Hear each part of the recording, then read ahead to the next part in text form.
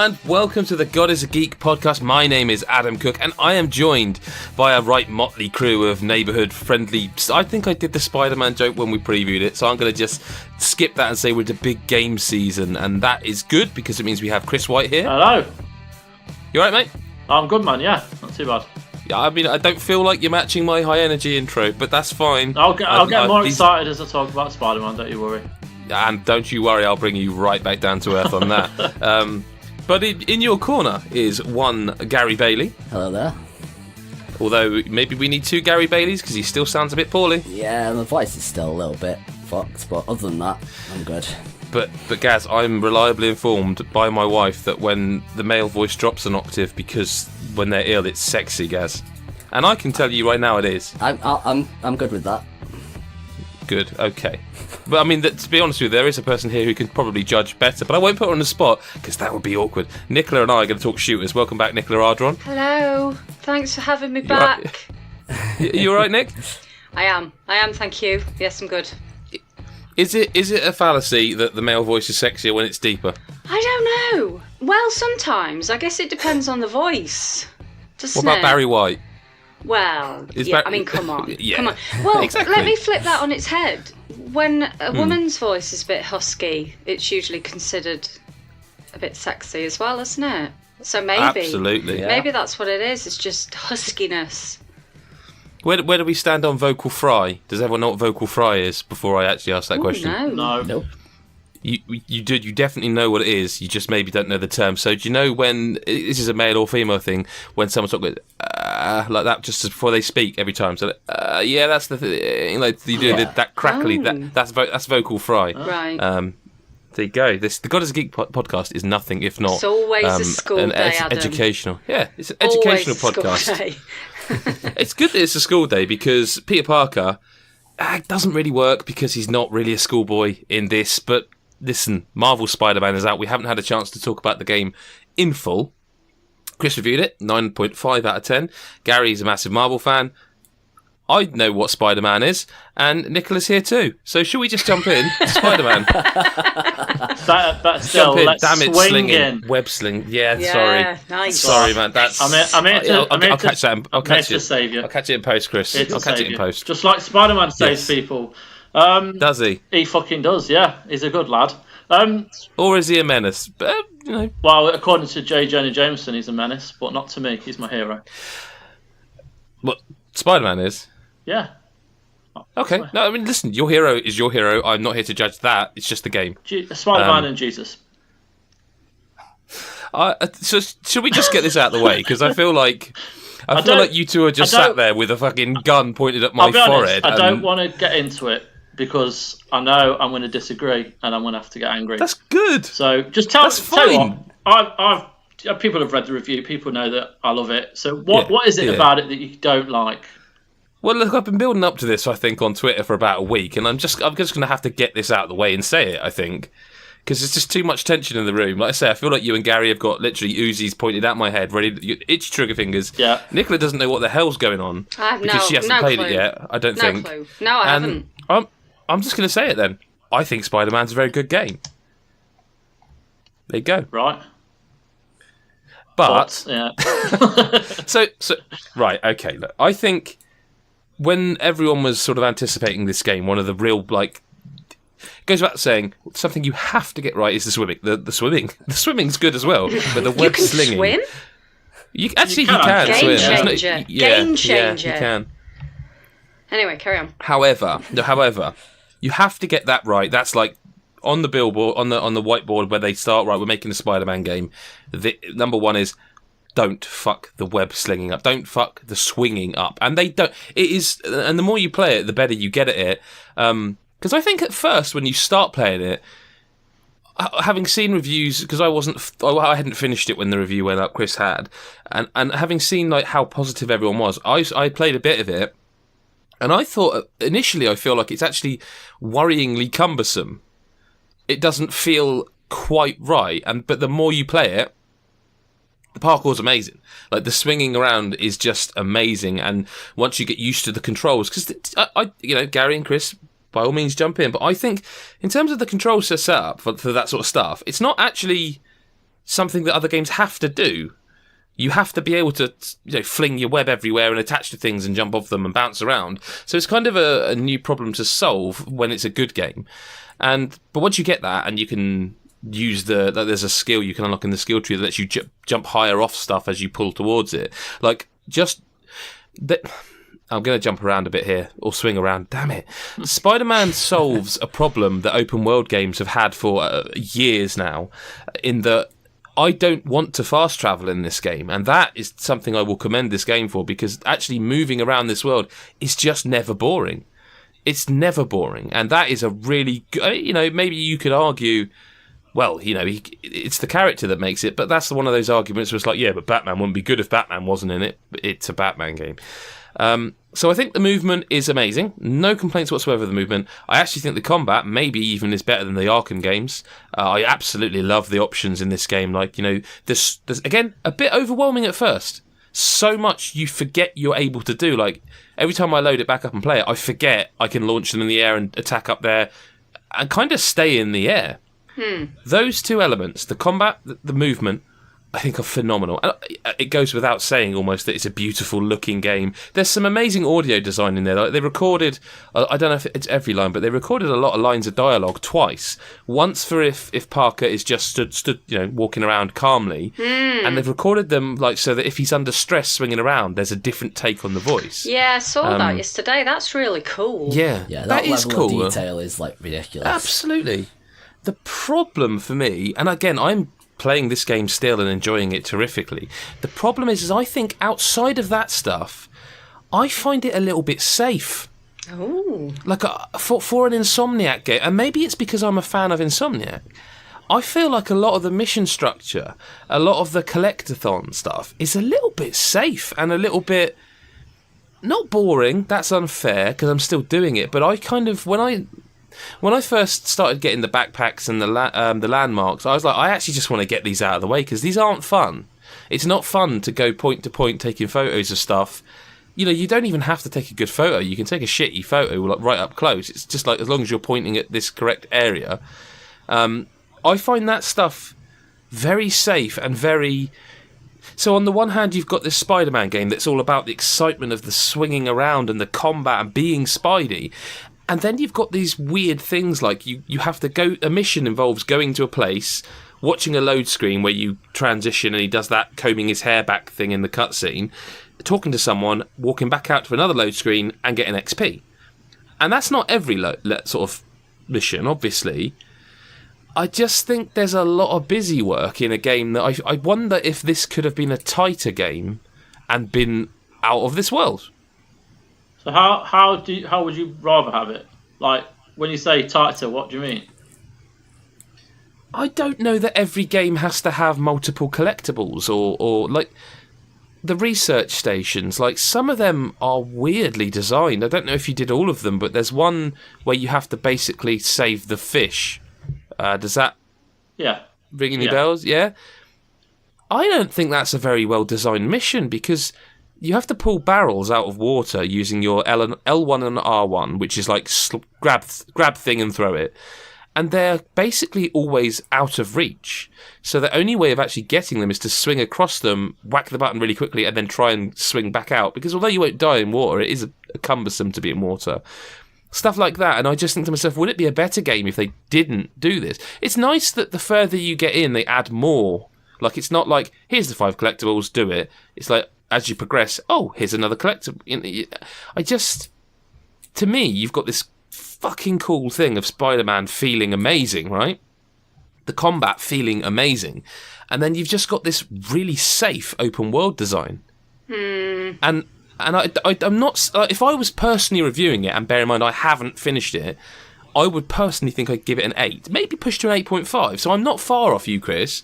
I think it's a real strong game, like a real good game. And I think that I, again, haven't finished it, don't know how the story goes. There'll definitely be a sequel. It's sold. I think that, we're not doing news this week because we've got a lot of games, but apparently it's already sold more than God of War. Like, it's the biggest selling Marvel game ever. This game's just going to just go on and go on. And so there'll definitely be another one. But I feel like this is almost the Assassin's Creed thing of like, I really liked Assassin's Creed, but Assassin's Creed 2 was incredible. I hate to keep saying it, but I can't think of another way of putting it. I feel like so much of it is amazing, and again, I'm addicted to this game, can't stop playing it, but I can't help feeling some of it's just safe. Oh, I think you're kind of focusing too much on the optional stuff. Because, I mean, the main game is amazing. The story is really good. Like, I mean, I've not finished it yet, but I'm constantly wanting to move the story forward. To the point where like everyone else seems to be going after the backpacks and all the other collectibles, and I'm like, yeah, I've just been playing the story because I just keep going. So am I having the Dragon Age Inquisition problem where like, do you remember we talked about this recently, the Hinterlands, I think it's called, where it's like, don't stay there, get out of there, go play the game. Because maybe if I do that in a week's time, I'll come back and go, oh yeah, 10 out of 10 game of the year. Like, but I thing is, it's easy to say ignore that stuff. Like, for me, I platinumed God of War. That stuff in that game didn't feel like that. Like, I don't want to jump into too spoilery stuff, but if I were to say dragons, that didn't feel safe content to me. It felt not essential. You didn't have to play that, but Dragon Age by fuck am I glad I did. Yeah, but again, I never finished Dragon Age, so... Well, it's the same thing. Like, Dragon Age did the thing where you could go and... Kill dragons. There were dragons to hunt. I would hope so. I don't see that as a massive plus point for God of War. Like, dragons are always a plus point, Gary. Sorry? Dragons are always a plus point. Come on. I agree. But I just think me and Adam are never going to agree on these two games, because it's like, I know we both love them, but at the same time, like, I just think Spider-Man is so much better than God of War in terms of the gameplay, and I mean the story in God of War was brilliant, but there was a lot of filler. I'd argue, sorry Gaz, but I would actually say the story in God of War is impossibly good. Like, there was a lot of talk about this. The game no one ever would have believed that God of War could turn out like that. No one thought, oh yeah, they'll nail the story. I genuinely believe what Corey Balrog and his team has done is not actually truly going to be recognised yet. I think the production and direction of that game is maybe the best I've ever seen. I'm not saying it's the best game I've ever played, but in terms of the actual direction, I can't think of another one-shot game. That's something that cinematographers do. You know, I can't think of the bloody film, but there's like a... I feel like there has been one, but I can't think of it. You know, it's not impossible that there has been one, but I certainly can't think of one on the scale of this. No. I feel like I don't want people thinking I don't like this game, because I really like this game. I'm playing it still. I was playing it today. I just feel like it's a bugbear of mine with open world games that if you're going to put this side content in there, make it worth my time, because it reminds me of the Assassin's Creed Feathers thing. Do you know what I mean? Yeah. Like, make it worth my while. Like, I feel like the God of War stuff, aside the Ravens, which is just a collectible, there are other things in there, and I feel like in Spider-Man, I don't know. Some of the side missions are really good. I've got a thing to counteract that as a Spider-Man fan. Cool. And Gary will probably agree here. The landmarks, yes, they are just going and taking photos, but there's landmarks there which have history with Spider-Man and the Marvel Cinematic Universe. And I'm not just talking about the Avengers Tower.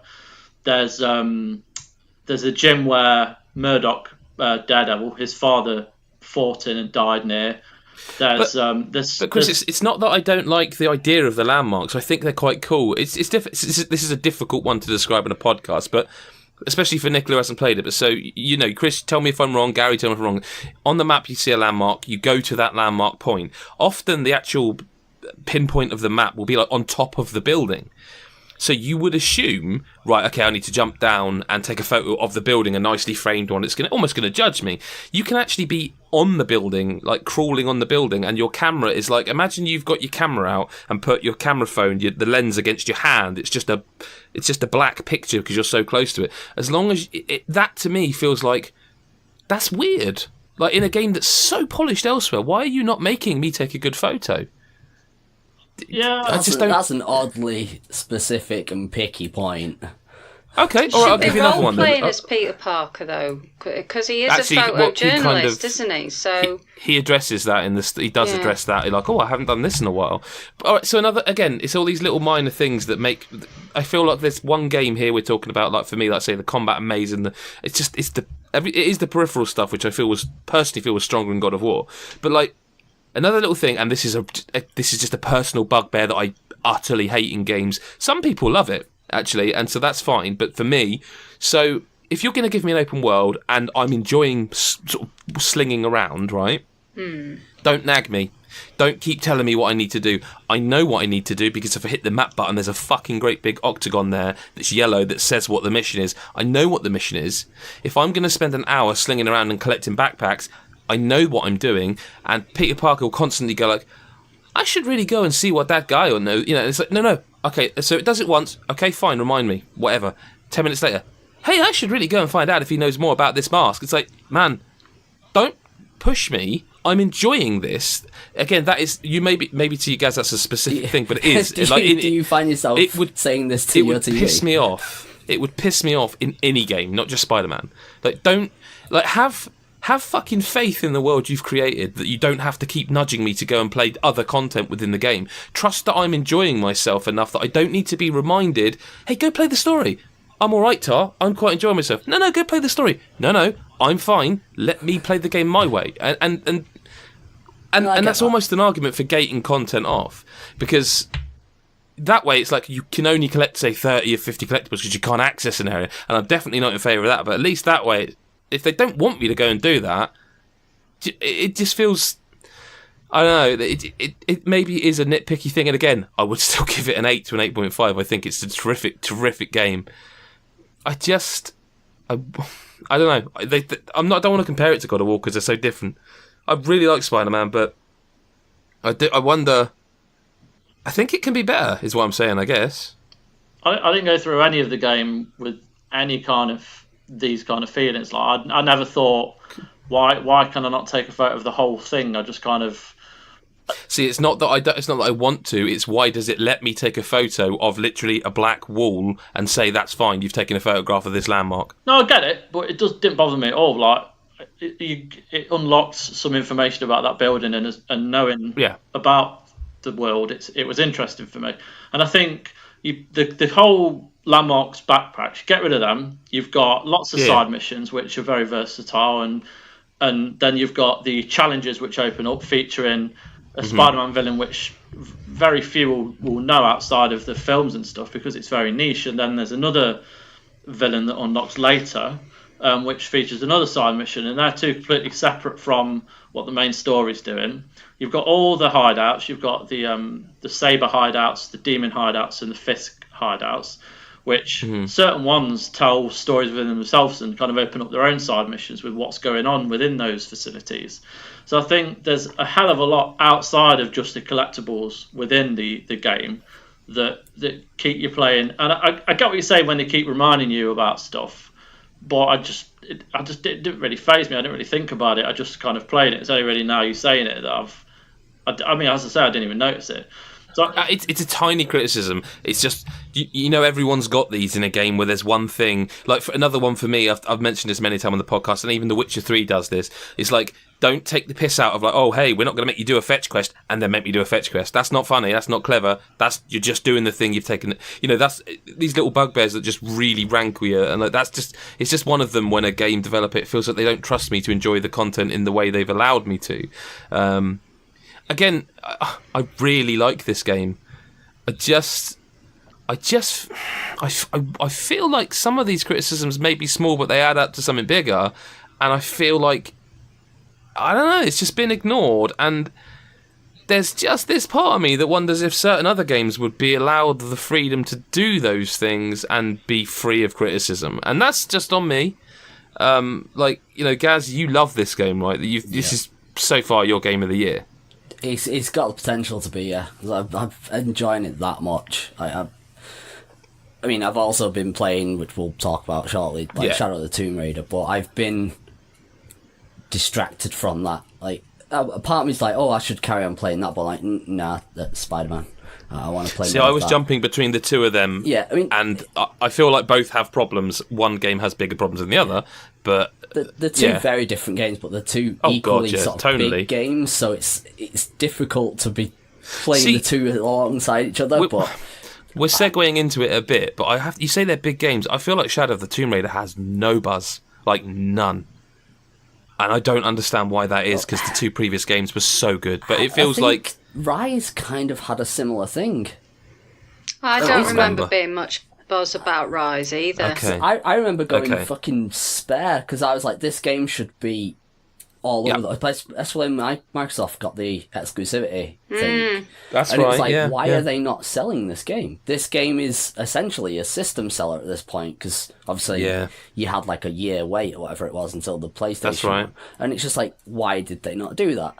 And they seem like, well, it's not Microsoft this time, but Square Enix, and whoever's in charge of their marketing, has only just started doing stuff. It's like, I'm only seeing the last few days, like on Twitter, they've been putting up stuff about like the features of the game, like the photo mode and blah blah blah. And it's just like, where was this like a month ago?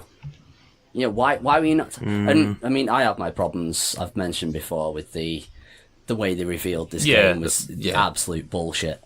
But I mean, fuck off the way they did that. We'll move on. But to just, I don't know, they're making exactly the same mistakes as they did with the last game.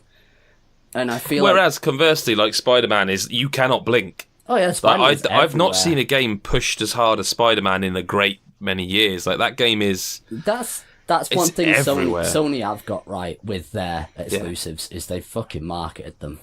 You know, they have marketed them well. And Spider-Man is kind of like the peak, because they have got it everywhere. I mean it's Spider-Man in it as well, so they've released it Marvel, the same week as Infinity War on Blu-ray or thereabouts. And you know, that's clever. I didn't actually know that. Yeah, you've got the Spider-Man or the Marvel buzz, and plus this is the first kind of big Spider-Man game in years. It's the first big Marvel game, isn't it, in years? I mean, because we're still waiting on any info from this Avengers thing. But that's Square Enix, isn't it? that I have no idea where that is. But yeah, they've marketed. Oh, excuse me. Right. Sorry. They've marketed it right, I think, and well, I suppose the sales speak for themselves, really. Yeah, already it's like I say, it's already sold like I think double was the figure, double what God of War sold or something. It's something obscene. Like you know, it's going to go on to be a record breaker. Like we will be talking about Spider-Man for weeks to come. I think. Like I know Adam's got plenty he wants to say. He couldn't be here this week, but I hopefully I'm not going to get. I hope our listeners know that I'm saying I still like the game, but I just think it could be better. And I don't. And that's not saying it's bad in any way, because I say I keep playing it, and everything I've had to do work-wise has drawn me away from it, and I keep wanting to go back to it. Just a couple of little things. Like I say, they've nailed the slinging, and ultimately the combat and the movement is what makes a Spider-Man game, which is why I still think it's such a terrific game.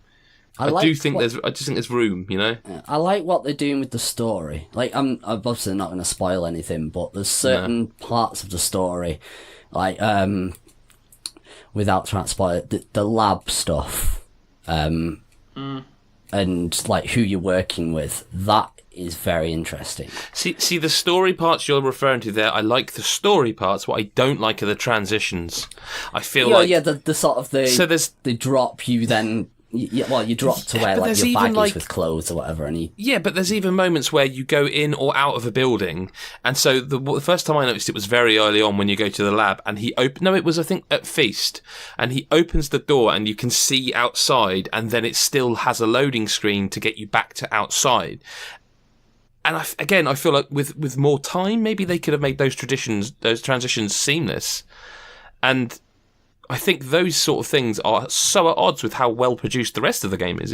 It's really odd. I don't think I've seen that before, where you open a door, can see think of the Resident Evil doors, like you can't see the other side of them. They are obviously a loading screen. In Spider-Man, they open the door and you can see outside. Then it cuts quite harshly to a load screen, and then when you load back up, you're back in your Spidey suit, and I don't know.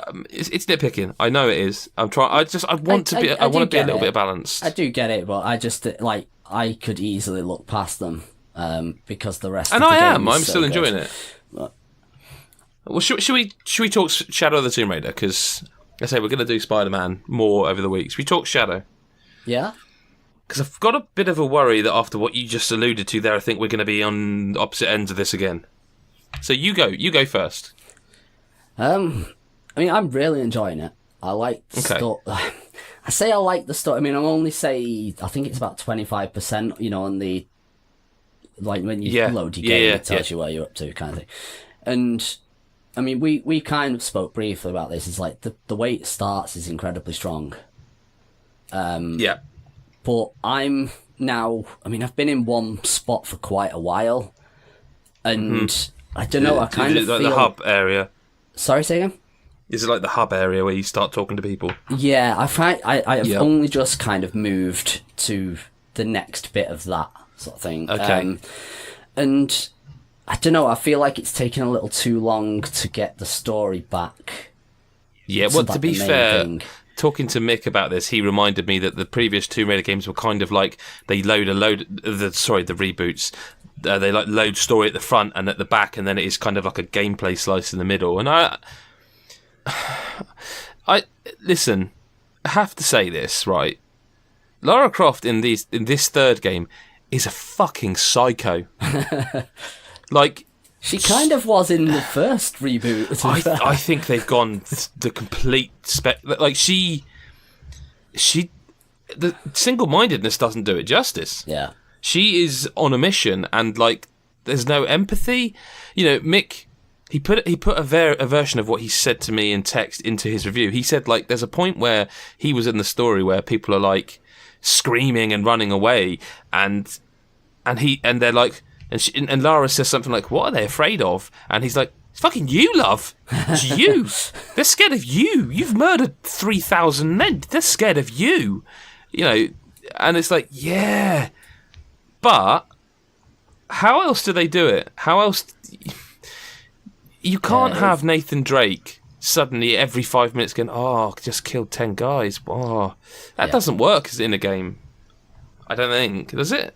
No, it's I don't know. You'd kind of be pulled out of it because if he was then just like, "Oh shit, I've killed these people. What do I do?" And then suddenly, 10 more guys show up, and he's like, "Wait, kill them all." Sully just turns up and goes, "Fuck them." Yeah. But I mean, I suppose the whole thing is the Shadow of the Tomb Raider. It's a darker. It's a very dark game. Like that first game, it's all been about Lara being a survivor. So it's kind of like she's not the Lara we used to.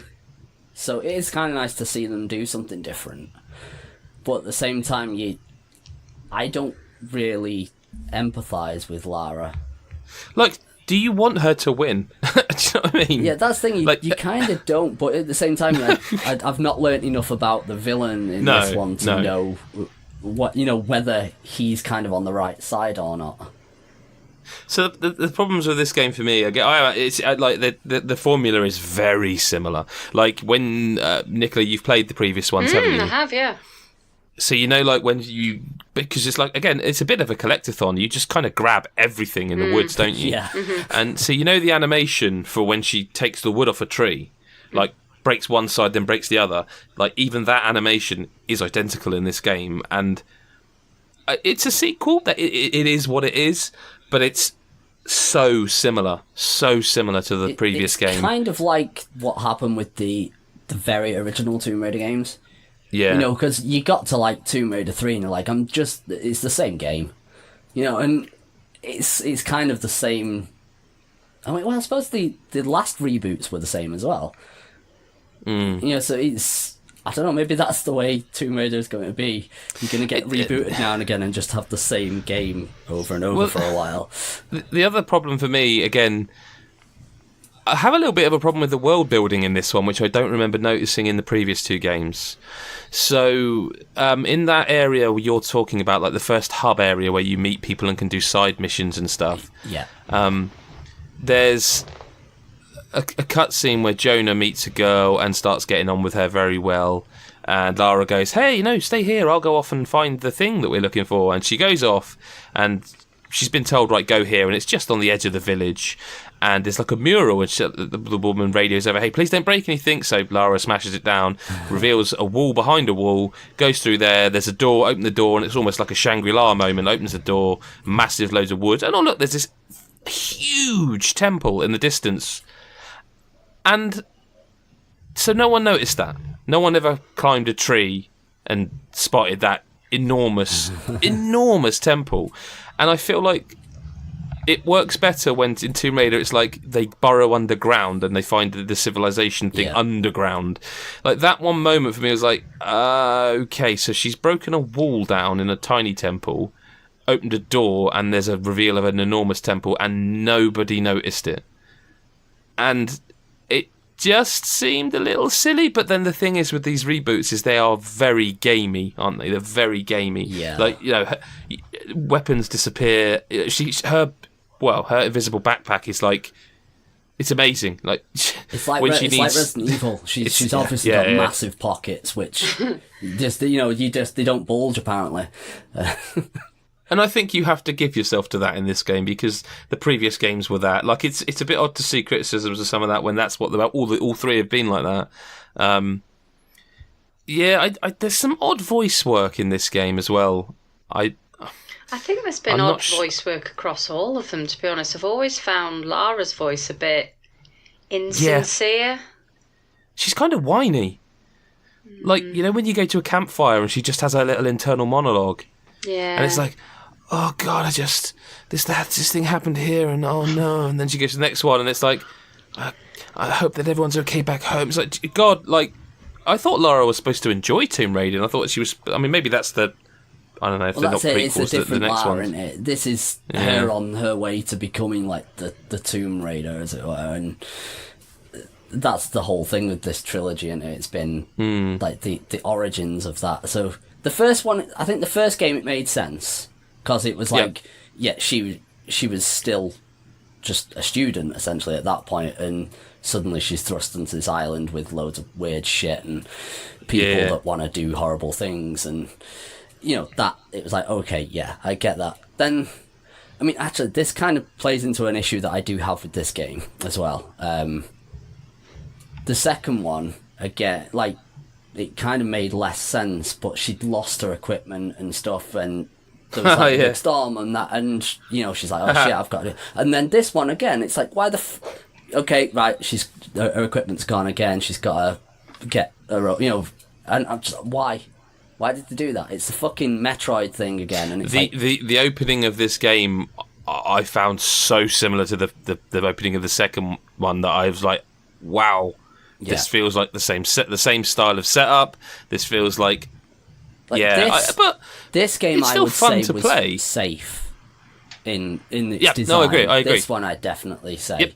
It's it's story I've not seen enough of, but from what I've seen, that's definitely not safe so far. But I do like, I had my problems obviously, and I thought they were going towards the combat quite heavy. But there is a lot more tomb raiding and puzzle solving. And stealth, yeah. Yeah, there's a lot more of that, which I think is a definite step forward. Whether we'll see like another Tomb Raider like this, and we'll see her actually properly Tomb Raider, I don't know, but the tombs are great so far for me, and like I do think it still plays terrifically. Like the game itself is great to play, if you know what I mean. Yes. Well, that's the feeling I had from the other two. Like, I enjoyed, you're talking about the Spider-Man, the traversal and stuff like that. I do quite enjoy that, or I have quite enjoyed that in the previous two I've played. Same. Yeah. The reviews I've seen of this, though, are just, like, they're kind of a bit all over the place, the reviews. I think it's really... It seems some people have really liked it. I know that Mick enjoyed it. Yeah. And then others have absolutely despised it. But like you say, they're criticising it for stuff that the other two did, so I'm a bit kind of confused. I mean, I suppose the writing could be worse. Again, same as Gaz, I haven't finished it, don't know what I've seen so far. I mean, I actually think it showed some promise. Like the early scene that they showed in some of the trailers, like where there's kind of cataclysm and the flood washes through the village. Like there's a scene at the end of that which gave me real hope for what this game's story could be. I don't really want to say it here because it's one of those moments where it's like, I don't want to spoil it, but it really gave me hope for what this game could be. But then so far for me since that, it's kind of just slotted back into. Yeah, back to what it was before. They've added some mechanical stuff so you can now rappel down. Like you see, when you're using the climby things to, move around the specific areas you can climb around. You go down to the bottom one, you can actually hold left trigger and you can rappel off, and like you can swing and stuff. So there are a few new elements, but it does almost. I said this when they revealed it. It kind of feels like a prequel to many. I loved Rise of the Tomb Raider. Loved that game, and the original reboot. I think I did 100% it actually on Xbox 360. Yeah, I've played that original one through 3 times, like once on each system essentially. Yep, and this looks amazing. It really does look amazing. It's fine. It's 4K with the HDR on the Pro is. Yep. Oh, it's gorgeous. Absolutely. See, I'm on Xbox, and it looks. It's a beautiful game. Yeah, it's weird. It's a weird game because it's so similar to the previous one that I don't see how come everyone seems to be disliking it. But I haven't finished it, so maybe the story is dog shit. I don't know. I'd like to think Mick's a pretty good. He likes a good story in a game. I certainly would go with what he said, but I do need to finish it myself. It's on the pile. We got a game here we need to talk about as well. Let's get into shooter territory. Well, Shadow is a shooter. I get the feeling Chris will be rather interested in this because he adored Battlefield 1. Nicola, you've been playing the beta of Battlefield. Now, is this called Battlefield 5 or V for victory? I don't know. Battlefield V. Chris is right in there. It's V. I'll take his word for it. Yeah, I read something because I didn't know either, but I think it's Battlefield V. It could be either, I suppose. I think that they're not going to name them. I think a lot of developers are moving away from numbered sequels, so I think it's probably V. Probably. It doesn't matter. What's in this beta then? What are we looking at? It's... Well, I had hoped it was going to be the Firestorm mode. Well, that was just is that the Battle Royale? Yeah, that's the Battle Royale mode. Okay. It's not. It's it's the usual suspects of conquest and what have you. It's on 2 maps. Rotterdam and Narvik. 2 completely different maps. Rotterdam's obviously a city. You're in a city. The city of Rotterdam. What a surprise. And Narvik is... Narvik's like a coastal town. And I've Googled Narvik. Narvik's in Norway. I didn't know where Narvik was, so I had to find out. I didn't know where either of these places... Well, I know where Rotterdam is, but... Yeah. Well, I don't know if you've read my preview. Chris has. Yeah. I haven't had a chance yet. It's kind of gone back to basics a little bit. I don't like when games do that. You're frightening me. Well, it's introduced this attrition system where your soldier doesn't have regenerating health. Well, that's not strictly true. Health does regenerate, but it doesn't regenerate back up to full. The only way that you can improve your health is to use a med pack, which you can carry on you. This is if you are... But in Battlefield... Battlefield we're talking about. I know it's Battlefront. Battlefield, normally, I thought that was the whole point of a medic, to come and give you a pack to get you healed. Like, why is your health regenerating in Battlefield now? Well, it regenerates slightly. Okay. But it's not. It doesn't work in the same way as Battlefield 1. Like, for example, if you're a medic, you're not just chucking down... medipacks everywhere, littering the map all out, loads of them. Well, that is my game, but go on. Yeah, that's my game too. What you do now is if you're a medic, you can throw medpacks at teammates and they catch them and hold them. Now they can hold them or they can use them. So I'm not explaining myself very well. So, like I say, it's an attrition system. So, you spawn with one medipack already on you. regardless of your class, and you only spawn with 2 clips of ammo. So the 2 support roles of support and medic really have a big role to play in a squad, because the support guy obviously can give you ammo packs to replenish your ammo, and the medic is the only one who can get your health back up to full. So that sounds like Battlefield 3. Was 3, wasn't it?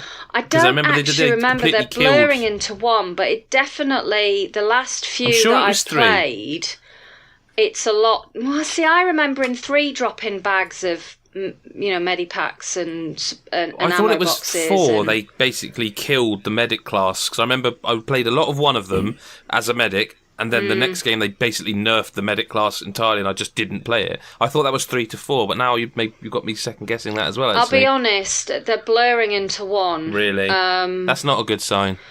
Now, it's slow. Basically, the impact of this is, I think it slowed the game down, which is one of the points that I made in my preview. That in the past, I've always felt that Battlefield has been trying to, hang on to the coattails a little bit of Call of Duty. That's not to say that it's trying to be Call of Duty. However, some elements of Call of Duty and what players enjoying Call of Duty has started to creep in. Now, I really liked playing Battlefield 1, and the speed of that game, it's been slowed right down for me in Battlefield V. Just because you haven't got these, because I always play the support role. I either play support or medic. They're my 2 main roles. Same. And I usually score big when I play, because I am dumping these packs everywhere. Yep. And I'm constantly getting agree. squad resupplies, I'm constantly getting team resupplies or whatever. That isn't happening now. You have to work a lot harder as a medic and as a support person, which kind of is a good thing, because what was happening in Battlefield 1, for example, is there's just endless grenade spam. If somebody was, playing as a Sol and you were playing as support, you could be constantly just putting down ammo packs, and your assault person is just constantly replenishing their grenades. There is a cooldown, of course. It's not like, as soon as I walk across, I've got all my grenades back. There was a cooldown for it, but, a lot of the games just turned into grenade spam.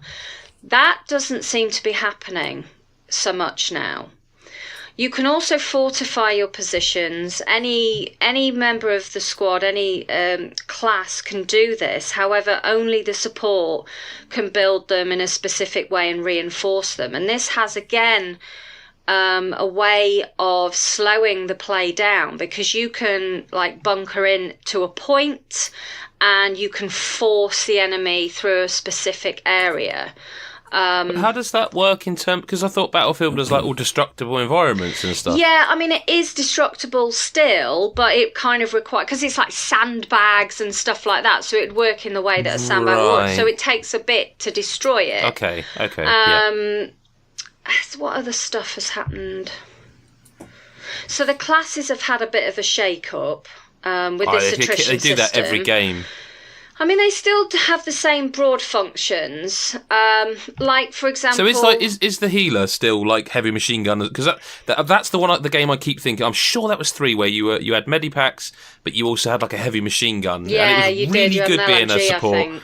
Yeah, that's it. Yeah. Because you could get some really good amount of kills and loads of points from healing. And it's this game. It was almost for me do you know what? I love playing support, and finally someone's made a support class that's actually really good. And then Mercy for Overwatch happened, and then they nerfed her and ruined the entire game for me. Anyway, is that the sort of, is it back to that then? Is it that kind of, the support is, you have to work for it, but it is actually really good again? Support has an LMG. Okay. Medic, I think, spawns with an SMG. I can't remember entirely. Okay. That's right. I didn't play Recon just because I fucking hate sniping. I hate sniping. Yeah, same. We play very similar. I should have played. In fairness, I should have at least had a couple of goes as the recon just to see what it was. I've seen their kit. Their kit's not that different to what you would expect. You know, the recon still is expected to spot enemies and what have you. You can't 3D spot anymore either. So in Battlefield 1, for example, if you saw an enemy in the distance, you could press, I think it was left on your D-pad or whatever, a D-pad function, and you could highlight that enemy and put a little tag above them. And if a teammate killed them, you would get a spot assist. Yeah. You can't do that anymore. So you're not spotting. What, at all? No, you can only sort of point in a general direction. So that's been removed. Oh, that's an interesting choice. Yeah. What else I think is different? Oh, right. So you can, there's your weapons level up the more that you use them, and you can use, there's an upgrade tree on your weapon. So you can choose things like rapid fire or, faster reloading or, I don't know, whatever, hip fire accuracy, these kinds of things. However, once you've committed to a particular route on the tree, that's it locked in. If you wanted to change the upgrade tree, you would have to set up another class with that weapon and level it up and go down. Okay. I'm not entirely sure why they've done that. I don't understand. Don't like that. I don't understand the reasonings behind it.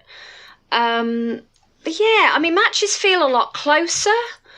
Again, this could be just because, Battlefield 1, for example, is a much more mature game.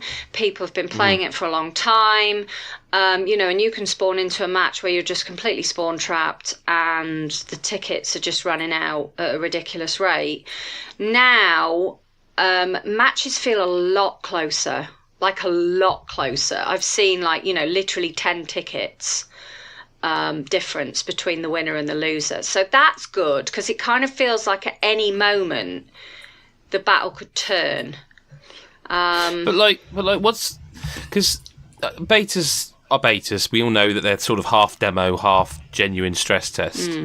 But I have to say, we said this with Shadow the Simulator, that there doesn't seem to be an awful lot of hype. I kind of feel like Battlefield is in a similar spot, and what I'm really curious about, as someone who knows their shooters, and I'm a big fan of first-person shooters as well, but I must admit, whereas I've always tried to have a go on Battlefield, something's different this year, and I don't know if there's just more bigger games around it, or because of the delay, or because of everyone's shoehorning Battle Royale, and we'll get to that in a minute, but what's the beta done for you in terms of how you felt about it going into it, and how you feel like, are you now? Is it now on your radar, or is it more like, well, I might get to that? What? How are you before, and how are you now? I'll be honest. I'm getting a little bit fatigued with these annual releases, and you know me, I like to shoot stuff. Yeah.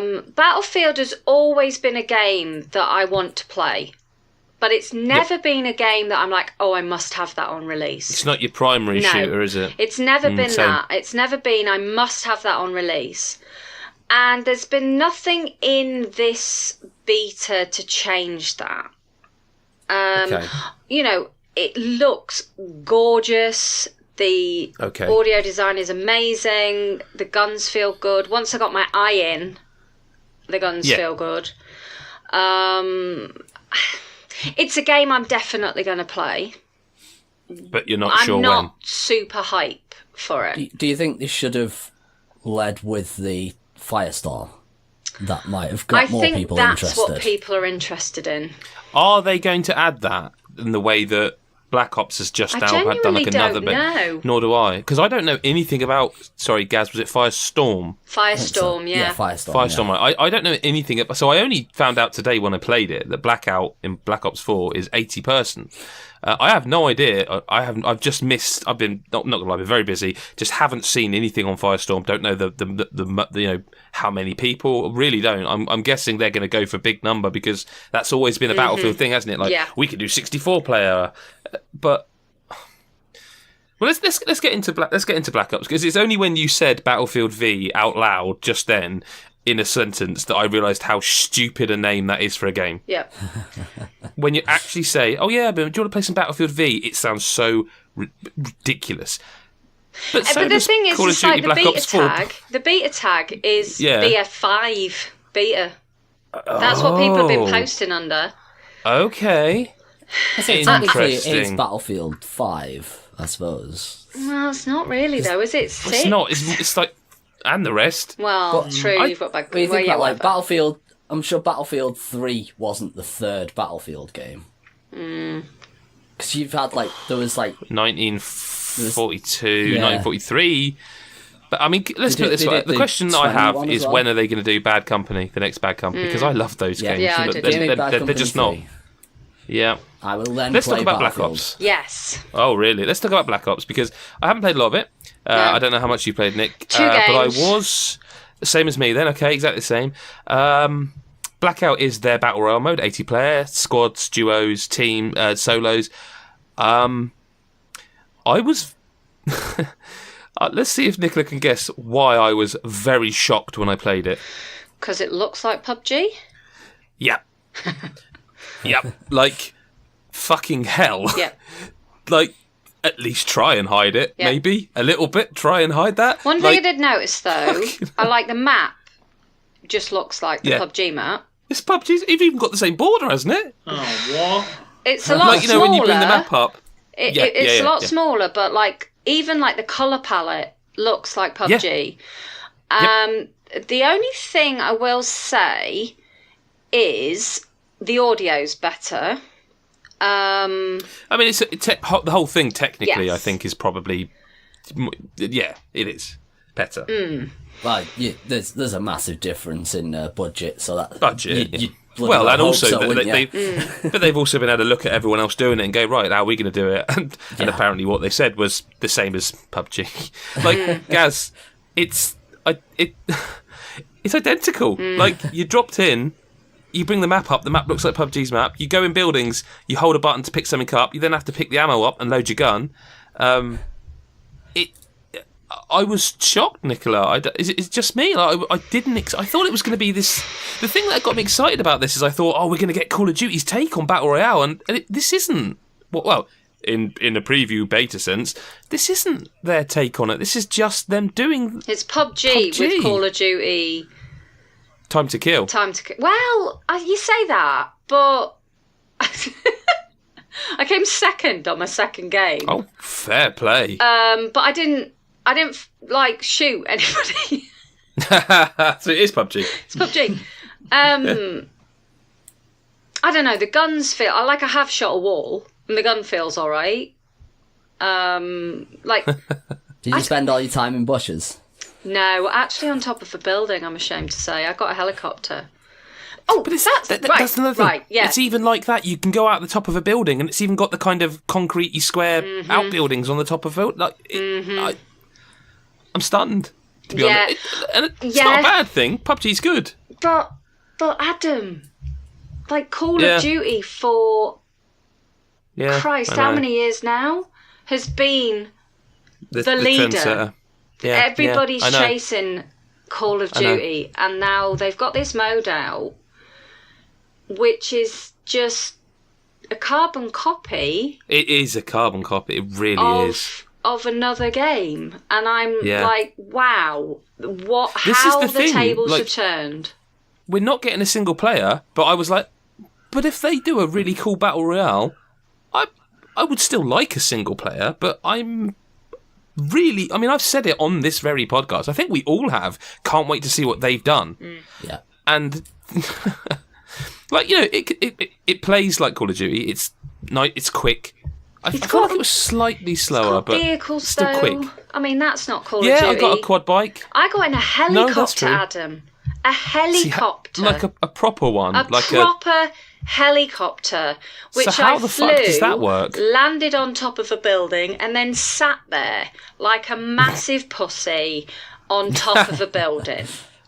It doesn't have guns on the helicopter, presumably. No, unfortunately. Okay, because I was just thinking, if you're in a gunship, like that's No, that's OP, it's quicker. definitely. Yeah, it's quicker. There's loads of weapons. They're like, again, I talked about bugbears. please. I'm going to write an article. I'm going to have to do it at some point about things games need to stop doing. Stop with the Destiny menus. Please stop making me use my left stick as a fucking mouse cursor. Please. Yeah, It's not a PC game. I'm playing on PS4. Stop making me use my controller as a cursor. But, like, even the menus, Nick, are like PUBG 1.0 on PC. I don't know what it's like on Xbox now, but even the menus are like these square boxes and stuff. Guys, you'll know what I mean. Yeah. It's not to say it's bad, is it, Nicola? Like, it doesn't seem bad. It's not bad. But equally, it's not exactly exciting. It's not. It might be that we haven't played enough and there's more to it. There's stuff, but I'm definitely going to play some more because I want to do some writing on it. But yeah. The two games I've played, I'm just a bit like. Yeah, I was so excited for this. Like, I kicked my son out of the office because I was like, no, I really want to. Now I know Nicola's played. I really want to just get a couple of rounds and just see what this is like. And I had time for a third, and I just was like, actually, I'm all right. I did, and I stuck Siege back on. Yeah. I kind of like. Yeah, I just stopped and I'm all right. I think. That's not to say I won't try it again when the retail game comes out, the final game, but. The more I think about this, there's a lot of games this year that feel to me like transition year games, and I think I might have said this on the podcast. I keep wondering if we're nearer to the next lot of consoles than we realise, because I really feel like what I've seen and played of Black Ops 4, it feels like a kind of transition Call of Duty. I feel like Pro Evolution Soccer this year feels like a transition game. Like, they know something we don't. Like, it's a good game, it's well made, it plays well, it's fun, but it's not the usual big step up the next game in a long running franchises. Same with Black Ops for me. It doesn't feel like that next big thing, and the fact it's got no single player makes me almost sure it's not. And these games will sell what they always sell because of the brand, but it just makes me wonder if these publishers know something they're not letting on, because there's a few games like it, you know. I just feel with Call of Duty though is that I think they're running out of ideas. Yeah, they keep going forward and backwards, don't they, now? Yeah, for so long, they've been the one that other games copy. Yeah. That now, I mean, they added in the Titanfall movement on the back of Titanfall. Do you know what I mean? Like, not Advanced Warfare. You had to say it, didn't you? Was it Advanced Warfare? You had to say Titanfall. No, it wasn't Yeah, Advanced it was, Warfare. yeah. Yeah, it was, yeah. Advanced it was. Advanced Warfare, you know, straight after the original Titanfall. It's like, And now, you know, it's like, oh, well, we've gone back to boots on the ground because everybody's moaning about that. And that didn't really do great guns either with the, you know, the World War II. I did like that game, though. I did like that game. I like that. What was that mode we talked about at the time? The one that was like a Battlefield mode? War. War. I did like that game. It's not called War. Conquest? I can't remember, but you know what I mean. The one that was like a Battlefield mode. Yeah. I did like it, and I liked that they changed it up a bit with like, because that game had health packs in it, didn't it? And it was a bit more like an old fault. But yeah, they're not going to take a year off. I mean, I wonder if it would be smarter for them to just go, do you know what? This year's Call of Duty is Modern Warfare 2 remastered. Do you know what I mean? Yeah, I just don't know. I just feel like they're chasing the pack a bit, and that kind of leaves me a little cold. I think it's going to have a problem this year as well, because like Battlefield's ditched the premium pass. Everyone's going to be playing any map. Black Ops 4 is still going with the old, you know, you're going to have to pay for your maps an exorbitant amount as well, as, you know, I'm not going to go into that. But, you know, they're going to split the player base yet again, whereas everyone playing Battlefield or playing, in this case, you know, playing like PUBG and Fortnite, that kind of thing, they're all playing together, depending on the format, obviously. So, I don't know if they're going to struggle even more. I think it is time for Call of Duty to take a year off. It's not going to. No chance. No, it's not going to, because it's still... There are 3 studios working on a Call of Duty at any one time. There's no way they take a year off. I think they need to, though. I think it just... people need to miss it, you know, kind of thing. Do you think it's just getting to the point where people are just buying it just for the sake of it? Do you not think Blackout will do quite well? FIFA, People are FIFA just again. No chance. They're buying it because it's FIFA. They're buying it because it's Call of Duty. They're not buying it for the gameplay, really. Like FIFA, they're buying it for Ultimate Team these days. Nobody gives a fuck about the actual football. Not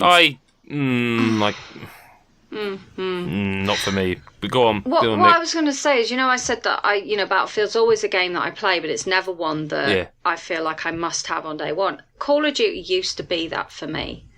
Call of Duty used to be, I'm getting this day one. If you hadn't learned those maps within the first few hours of having the game, you're fucked. But for the last few iterations, in fact, it was Infinite Warfare that I just left me cold. I just wasn't interested in it. So for the last 3 years... The single player or the whole thing? Because I loved the single player, but the multiplayer was dreadful. The whole thing. Oh, really? Okay. I loved the single player of Infinite Warfare, but I never the multiplayer was awful. Touch the online, because there's no point. Actually, if I think back, even Black Ops 3, I didn't get that's where it started for me. On day one. It. I didn't get Black Ops 3 on day one. I actually got it for Christmas. So I was a Christmas noob. Blimey. Yeah. And that is the first one. So ever since Black Ops 3, so we've had Black Ops 3, Infinite Warfare, World War 2, and now this Advanced one. Warfare. Advanced Warfare as well. Advanced Warfare was before Black Ops 3. Was it? Yeah. Was it really? Yeah. Bloody hell. Yeah. Because that was good, Advanced that game. Warfare was the last one I've played on Xbox, because Black Ops 3 was the first time I'd ever played a Call of Duty on PlayStation. And which was the one with Kevin Spacey in? That was Infinite. Advanced Warfare. Advanced, sorry, that was Advanced. It was Jon Snow in Infinite, wasn't it? Oh my god, I'd forgot about that. So again... Holy shit, he was a bad guy. This idea of Black Ops 4, it's not, I must have it on day one. I'm just a bit... I think I'm really fatigued with these types of shooters now. Just super fatigued. Yep. Yeah. Like, Titanfall 2, as you know, side-eye everybody who's not played it. One of the reasons 100%. why I played one game of Infinite Warfare online, and I was just like, this is awful, I'm not playing it. Because next to Titanfall 2, it felt so heavy and so sluggish that I had no interest in playing it. And it's like, I just don't feel like it's got what it used to. I was excited about World War II multiplayer. However, I got fed up of that very quickly as well, because it just wasn't doing anything. It wasn't doing anything that made me excited, that made me want to play it. And I just feel like this as well. It's just like, it's Call of Duty, isn't it? And I think I've maybe grown out of it, she says, middle-aged.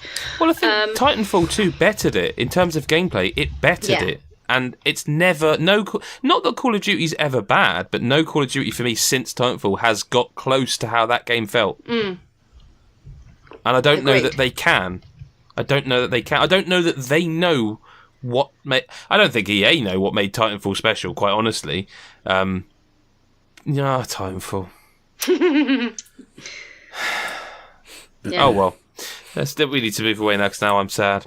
We're going to do some listener correspondence. I'm going to briefly mention Donut County as a game I platinumed this week that really made me want them to start making Katamari games again, because it's the only game that's similar to, and I miss Katamari Damacy. But there you go. Listener correspondence. Dane wants to know, this is one for you, Chris, I think, and Gary as well, but I think Chris probably. Is the new Spider-Man game as good? Now, Chris, don't jump on the hype train. I want you to take a deep vape and think about this. Can I take it? Can I take a vape? On this one occasion, you're allowed to vape on mic. Right. So let me get the question. Let me get the question out. Okay. Take a nice deep draw on your. I'm going to guess. Well, I'm going to guess. Strawberry cheesecake flavoured vape. No, not today. Blackcurrant and licorice. Oh. Interesting combination. Yeah. Good combination. He wants to know. So I'll give you the question. Take as big a draw as you want, or can. That would be fun, and then give us the answer. Okay. Is the new Spider-Man, Marvel Spider-Man, the game we discussed at length today, as good as any of the Rocksteady Batman trilogy?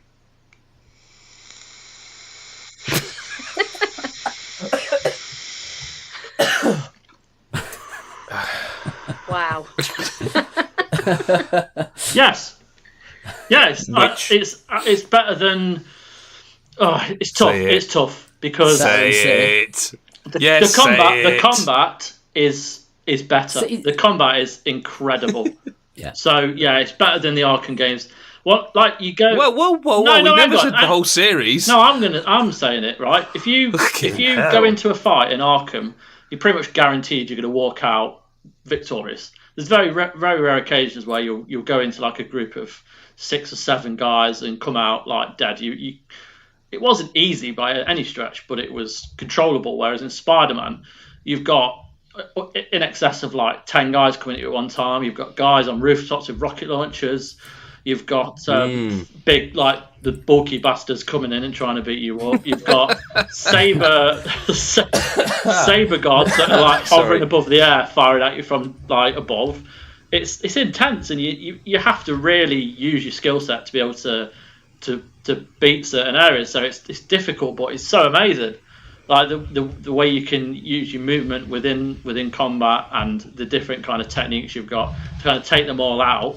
It's much more satisfying than Batman ever was, and I think it's not as safe as Batman ever was. Yeah. I'm going there, mate. I think combat is excellent. I mean, yeah. I would say it's better than City because I never really liked City as much. I felt they went too mad with the collectibles. Arkham Asylum is just one of those special games where it's like, as someone who is nearly 40 now, I'm like, I didn't think I'd ever get a superhero game that was as good as that. And Arkham Knight, listen, I don't fucking care. I gave that game a 10 out of 10. I stand by it. I fucking love that game. Yep. Gaz, how about yourself? No, I mean, I've not finished Spider-Man, so I don't think I can really go full ham like Chris has. But it's definitely better than City. Definitely. Whether it's as good as Night or Asylum, I'm not sure. I mean, it's better than Origins as well, but I mean, Origins again is a game that I think is vastly underrated. So well done. I think that game got a bit shit on just purely because it wasn't Rocksteady. Yeah. I'm going to ask you a question, Gaz. Go on. This isn't a listener question, but I'm going to ask you that, and this is a risk because you might. I think you might agree with me, and I don't want to make that too much of a habit. Arkham Knight. I liked the car combat. I loved it. Fucking hell, I knew you. I had this worry you were going to say that. I need to go and have a good hard talk to myself. David Ayers has a question, and it's, again, for you, Gary, and this question genuinely tickled me at the idea of it. Because Gary was poorly last week, what is all of our preferred type of legal medicine, in inverted commas there? E.g. Cowpole. I love the idea that Gary uses Cowpole to medicate. I want it to be, I don't think that's the answer, but I want it to be Gaz. I've been using Cowpole, that's why my voice hasn't got better. Gary just quaffing pints of Cowpole. I mean, is anyone going to answer any differently though? Is it not just like Nurofen or paracetamol? I don't know. There was a while ago when I had like like my back was fucked, and I had like this like codeine, I would imagine. Yeah, it's like prescription strength cocodamol stuff, and I was fucking high. Yeah. Basically, for about a month straight, I was basically high. I mean, it completely did it back you up, Gaz? It's an opiate, it ruined isn't it? me. I was going to say, yeah, it ruined my system. I have that for my back. Very ill afterwards. Did it back you up, Gaz? Did you have trouble going number 2s after cocodamol? I did. Yeah, it wasn't good. Makes your back worse. That does. You know, if you can't go on the nerves, you can't. Yeah, I mean, I was incredibly ill after taking all them, and it's like, my doctor basically made me more ill than I was. But so I have a pain prescription medicine of similar. I'm not going to name it, obviously. Not that there's any problem, but I have a similar one that I have always because I have such a shit back. Yeah. And it's similar to yourself. There's 2 ways that goes. 1, it makes you feel high as a kite, or 2, it makes me feel so physically sick that I constantly think I'm going to throw up. Yeah. It's good. Chris, what's your legal medicine? Right, I don't know what kind of site you think's we're running here, but I've got a tip for you. If ibuprofen isn't the best thing for you to take, you're going to say vaping, aren't you? No. There is a type of ibuprofen you buy in Pound World. My god! It's liquid based Pound World ibuprofen tablets. They are the best pain relief, like on that kind of level, that you can get in a shop out there. So if you ever, you've ever got pain or a bad head or whatever, go and buy liquid-based ibuprofen tablets from Pound World, and you can thank me later. I've had the Nurofen capsulet thingies that are liquid. They're like little. Yeah, they are good. I thought they were for kids. No. Would you, Nicola? Would you ever buy medicine from a Poundland? Hey, I don't know. don't bloody be judgmental. There's a lot of good stuff in Pound World. Yeah, if it's paracetamol or something. I thought it was Poundland. I bet you shop at like Is it Poundland or Pound World? I think Sainsbury's of the upmarket one. It's not so upmarket now. Jamie Oliver's left it, is it? Well, no. It's better. Side note. My kids came into me today, and obviously kids nowadays are so up on the social media. My eldest came in and goes, and I don't know why I don't like Jamie Oliver. I'm not a big fan. But my eldest come into me and goes, I bet Jamie Oliver's going to ruin the meal deal now. I don't know why. I don't know why he thinks that, because Sainsbury's still do a meal deal, I think. I don't know why. I think he must have heard me talking to my wife. I must have been moaning so much about Jamie Oliver that he's heard it somewhere. Just, Dad hates him, so do I then. It's never done anything to me. I don't know why. It's just one of those things. Thomas at Llama Fluff. Nicola, we'll go with you for this one first. Sorry. Would any of you buy a console for just one game initially? I really want Forza Horizon 4, and I don't have a PC, so I'm actively considering an Xbox. So would you, Nicola, buy a console for one game? Yeah, I have done in the past. See, I feel bad now because I shouldn't really say this, because clearly Thomas Llama Fluff 42 is asking whether, he's asking us to make the decision for him. I have done. I bought a 360 purely for Gears. What a purchase that turned out to be, though. Oh, hell yeah. But I bought it. I didn't know anything about the console. I was a PlayStation Really? No, I didn't know anything about the console. I was a PlayStation person beforehand. And I saw Gears of War, and I must have this game. I must have this game. And I bought the console for that game. So yes, I'm with you. So my answer would be very similar. Of course, if life's short and hard, and if you think something is going to make you happy, and you can afford it, and you're not going to get in trouble or debt through it, I say enjoy it. If you're not going to cause an argument, it's in the grand scheme of life, buying a console's, it's they're expensive, but if you get, and in fact he's asked another question which I'll link this into. He also says a lot of us and a lot of you, steady on Thomas, no need for that, are rude. old. A lot of us and you, a lot of us and a lot of you are old, nearly dead, and time poor. Wow. How have your gaming habits evolved over time? Are you more selective, play shorter games, etc.? So the reason I want to link that in is because, especially considering he's talking about an Xbox, you can get is it 2 months of Game Pass for a couple of quid if you get the deal right.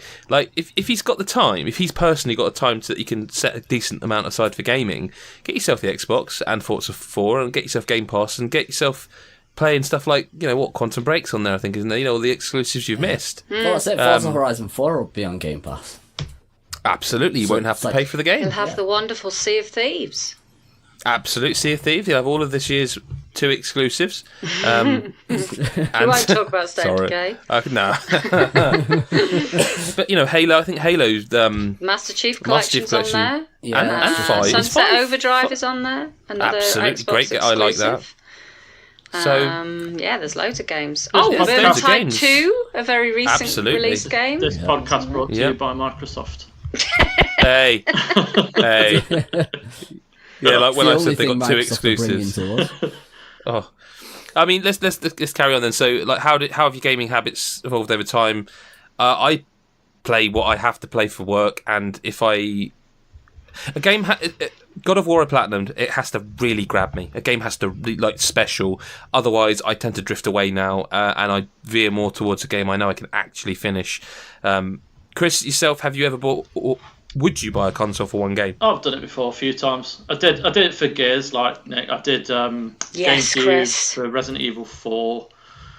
Well, given that he said that we're old, I think all of us must have done it at one point, because back in the day, there weren't that many games on launch for consoles, were there? Like, you wouldn't be buying, like, now, the console's out and there's 15 games. It was like, yeah, there's these 3. You know, like, I didn't Mario 64. Wasn't that, like, the only game for a while on N64, like, of note? I can't even remember.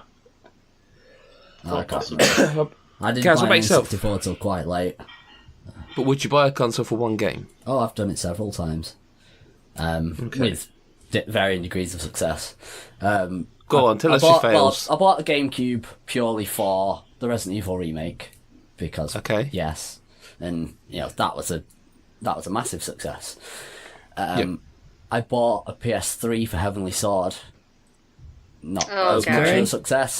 That's not that bad a game, but I never finished it. But back on the opinions. I bought an Xbox One at launch for Forza 5. Which, again, mixed success because the game was very good. At least you didn't say it was for Rise. It was ridiculously expensive and there was fuck all to play on it for about a year and a half, by which time the console was about half the price. So that was very much... actually, I'd call that a failure rather than mixed success with that. Such a failure, you then bought an Xbox One X later. Well, there's more games now, to be fair. And, I got caught up in the 4K. You did. You did. I played Forza 7 on like a 1080p TV. Sorry, in 1080p on my 4K TV. I was like, this just doesn't look right. And you're a snob, Gary. Yeah. No, I'm not even gonna lie. That happens. Like I've tried to go back to some older games at times, and I'm just like, no, they just look shit now. It's not the same. I'm not going to indulge you, Gary. Sorry. This is snobbery of the highest order. Go back and play some PS1 games and tell me that they don't look fucking awful. But I don't need to go back and play them to know they're going to... Listen, there's a question here from Failgunner, who is Mikhail, our news editor, but it's a specifically to Gary question. What will it take for Gary to play Danganronpa? If he buys me Danganronpa, I'll play it. Okay. There we go. You may have just opened yourself up to something there. You realise that? If I'm opening myself up to Mick, that's a little bit worrying. Moving on. We've got a question from Darren that I'm going to save for next week because we're running a little bit long. It's very busy at the moment. Their games are... It's, as I say, it's big game season. That's kind of it for this week. We're giving you a nice long podcast. We skipped the news this week because we had a lot of games to talk about. And we will have for the next couple of weeks. But stay tuned to God is a Geek because there's lots of exciting stuff coming up. Chris has got Fire Pro Wrestling World review coming up. NBA 2K19 as well. Chris is on that one. Nicola is going to be reviewing Bad North, which we didn't talk about, but I'm intrigued to see what she thinks. I'm actually writing my review at the moment. There you go. So by the time you hear this, it might already be up. I don't think I can tell you what Nick Gillam's reviewing, but it's Nintendo based, so guess. What I'm saying essentially is that there's a lot coming up. We're in the maelstrom now. We're in the maelstrom of silly game season. People are playing things. That's what happens. It's always a weird thing I find when it's like you can't tell someone what you're playing. You're not allowed to tell them. It's like, but the game's out in 2 days, so they would probably assume that a site like God is a Geek's reviewing it, so someone's fucking playing it. Whatever. It's neither here nor there. Like it's a dark. There are some companies, and I won't name them here in case they get cross at me, who like to do embargoes for their embargo, which is. Because, where does that end? How long before I have to go on Twitter as God is a Geek and say, we can't tell you when the embargo is, but the embargo on telling you that we know the embargo is up, and then it's all a bit silly. Thank you very much for listening, though. Thank you to Nicola, to Chris, and to Gary for being here. Thoroughly enjoyable talking games with you guys, as it always is. I hope people get that when they listen. Just a very brief reminder that if you go to patreon.com/GodIsAGeek for $1 a month, you get the podcast early. This one not as early because we wanted to try and get the Tomb Raider chat in there as well, which meant we had to delay it a little bit. But generally speaking, you get it 2-3 days early. It's always an extended bit. We've just done that bit. It's seamlessly edited. You would never know. But, it's a nice chat about other stuff because we're not just about games. We have other interests in life as well. Which I've just remembered I had a terrific story I have forgotten to tell in the Patreon bit. Shit. Professional as well. Next week. I'll have to tell you it afterwards, and then you can remind me to do it next week, and then fake laugh at it a second time. But yeah, follow God is a Geek on all your social mediums. Doesn't matter. It's late. Thank you very much for listening, and we will speak to you next week or whenever you choose to listen. Bye-bye for now.